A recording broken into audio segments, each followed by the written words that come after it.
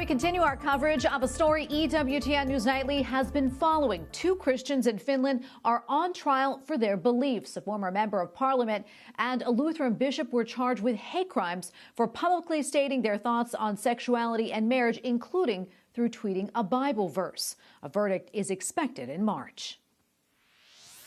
Joining me now to discuss is Joy Pullman, executive editor of the Federalist. Joy, welcome. Great to see you.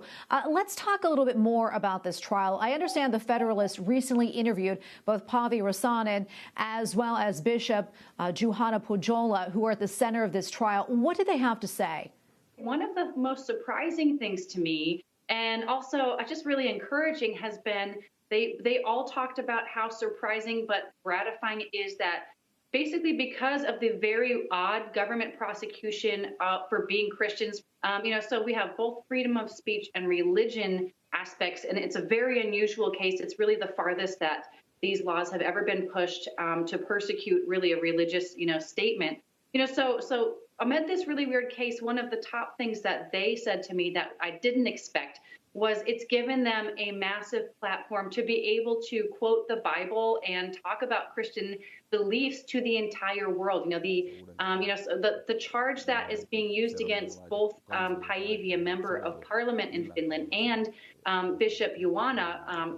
So what happened was in 2004, he had asked her to write a booklet about basic, mainstream, very old classic Christian teachings about marriage and sexuality.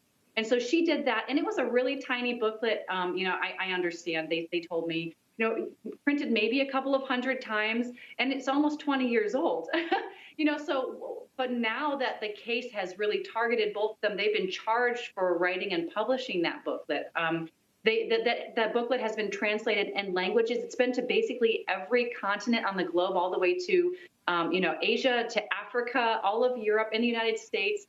But what basically, has been intended for evil, for persecution, to repress Christianity and public, and free speech in the West, is also having kind of a rebounding effect where it's giving these Christians the opportunity to spread the Christian message to the entire world. They never would have had it without being singled out in this way.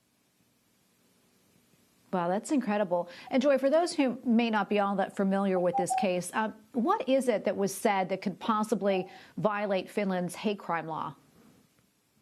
So, in 2009, Paivi criticized her own church. So Finland has a state church, and that state church co-sponsored a homosexual pride parade in Finland in 2019. And so Paivi is an Orthodox Christian. In fact, her husband is a pastor.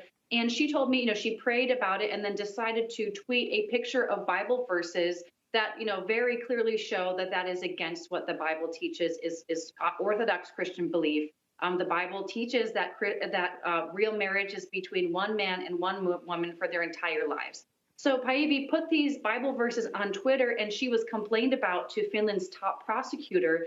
And so that prosecutor initiated an investigation of Paivi that went back, like I mentioned, 20 years, found this booklet that connected her to Bishop Pohjola. He published it through a small religious foundation in Finland. And so he was also dragged into court. And the prosecutor, the police in Finland brought Paivi and the bishop into their headquarters, interrogated them for 13 hours total for Paivi. She was interrogated 3 times.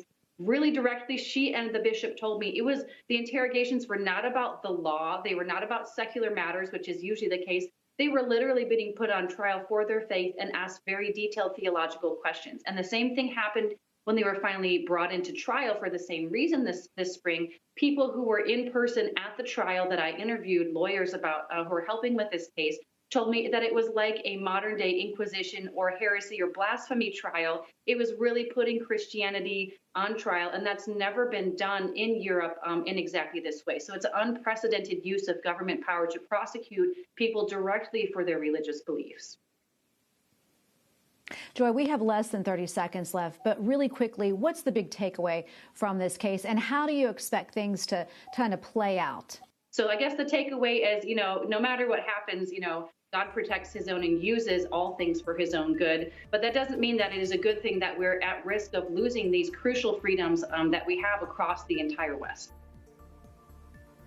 Well, Joy, we're going to leave it right there. Thank you so much for your time today and speaking with us. We really appreciate it. Thank you.